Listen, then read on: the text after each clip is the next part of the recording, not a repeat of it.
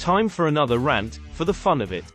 You can see the prophecy unfolding more every day, if you look at the patterns in the power-hungry, the leaders, and the war-driven people in control of it all. Wealth is power in this world, and power is dangerous in the hands of lunatics. The powers that have stood, in their lies and deceit no longer blind us with their power, because the system has failed. We knew that it was coming, we talked about it, warned others, but were powerless to do anything about it. Power also means control, and the more power one individual, or nation has over the rest, the more control they have over mankind. Well, we can plainly see that their control isn't effective, nor is it justified. They've taken almost every right we have, given to us, as Americans under the Constitution of the United States. Even the Bill of Rights has amendments, because it's always been a work in progress. Think about this. White Anglo-Saxons from Europe came to claim their freedom, that is to be free, to have slaves, and drive out, and relocate the Native Americans from their homeland. Fight the English, for our independence, to later have war with ourselves. Then fight in every major war, including World War II where the first atomic bomb was dropped on Hiroshima. Korea, Cold War, Vietnam, Gulf War, and Gulf War II, return of the Bush. Just look at World War I, aka the European War, later known as the Big War, less known as the War, to end all wars. An assassination of the heir to the throne of Austria led to 16 million deaths. 26 years later, yet again because of greed of money, the collapse of Austria-Hungary, because of World War I, the heir to the throne assassinated, changed the political map, and Germany lost land and money. They had to claim back their power. Greed is for amateurs, to quote the move, The Crow, disorder, chaos, anarchy. Now that's fun. With the wealth, manpower, and control they formed an alliance, and so did an opposing group of nations, with their own wealth, manpower and control of the draft. Ending in an estimated 80 million deaths, became the deadliest conflict in human history. Lunatics with money equal destruction and death. These hatreds have been taught for generations, and people honestly don't know why they're even fighting anymore. They are just sitting in the captain's chairs of dead man's boots, because they inherit power, and power is what corrupt men lust after.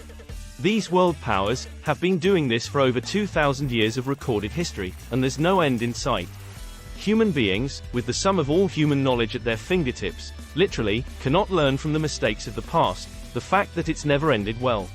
It's like after World War I, none of these so-called leaders, the people in control of their citizens' right to live, or die, never played the board game, Risk, as a kid. You can build up, but always one side ends in a total collapse. Or tic-tac-toe, for that matter, it's an UN-winnable game, unless either one. You cheat, too. Your opponent doesn't know the rules, which often get broken, or changed halfway through, or free. Your opponent is a moron, which is basically the bully system, pick on the weak, then you're sure to win. People hate history class, I know I did. It was a boring lesson of dates, times, people, and events as teenagers, we could care less about, because we had better things to do. Like pass notes, gossip on who's dating, or cheating on who. Trying to fit into a standard, set by who. The rich kids, not all, the few that were taught they were better than the lower class. So yes, in a way we were fighting our own psychological warfare with each other, and some were severely scarred by events from their childhood, that carried on well into their entire adult life.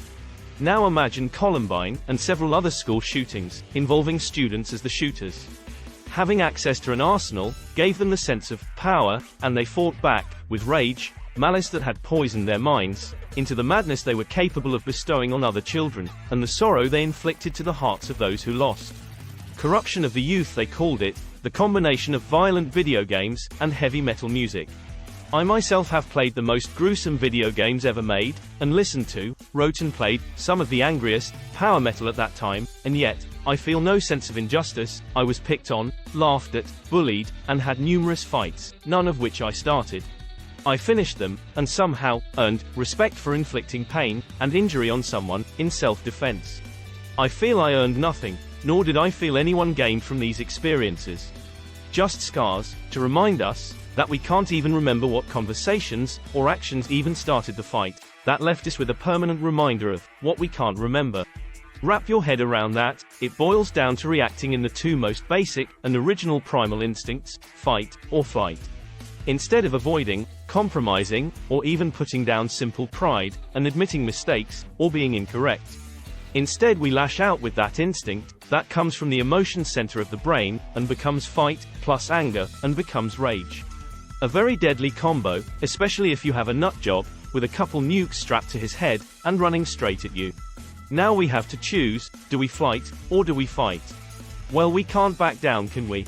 Pride? No way, then we'd look like a punk, and in front of the whole school. So, we gather our troops, we gather resources, and time and effort. Which is what we instinctively do as a species, and as a whole. The threat, however, is ourselves, and so even though we know what's going to happen, we know how it's going to end, we put away our logic, and reasoning, and revert back to primal emotion. Kill. The same behavior is seen in natural disasters. We're compelled to help mankind, no matter who, or where they're from. Every bit of emotion is put aside, and the same primal instinct is triggered, the premise behind fight or flight, and that's survival. So it's literally the choice to accomplish the same goal, that determines the outcome of the event. We as human beings, have one most basic instinct, the root of their existence, to survive. Even someone that has a death wish, so volatile, and so adamant on suicide, will fight back, if you try to choke them to death.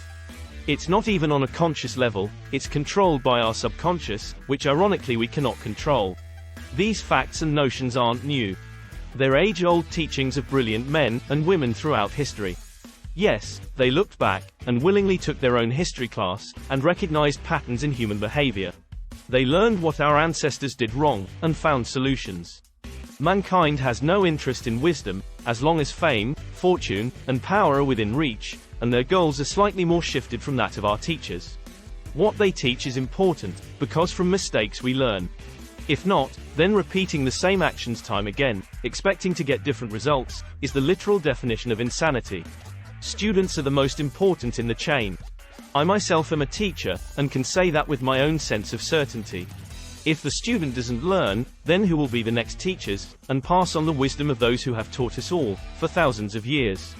Will it be lost? Imagine a post-apocalyptic world, where all documentation of recorded knowledge is destroyed, and lost in the generations to come.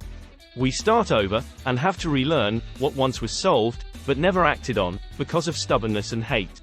No one will put down the first gun, because then they've just made themselves vulnerable to attack, and the opposing side is always looking for that advantage, that upper hand. It's a perpetual war machine, driven by madmen at the controls, and the ones with the knowledge, and the desire for peace, and harmonious culture, are drowned out, by the sound of cannons firing. The dictators are given the microphone, and the innocent are left without a voice. What will it take, to open the eyes of the people in control? Will it be our own survival instincts, that drive us to the scale of total, and global conflict? Which would ultimately lead to the opposite of our instincts, and end in total extinction. Just a thought.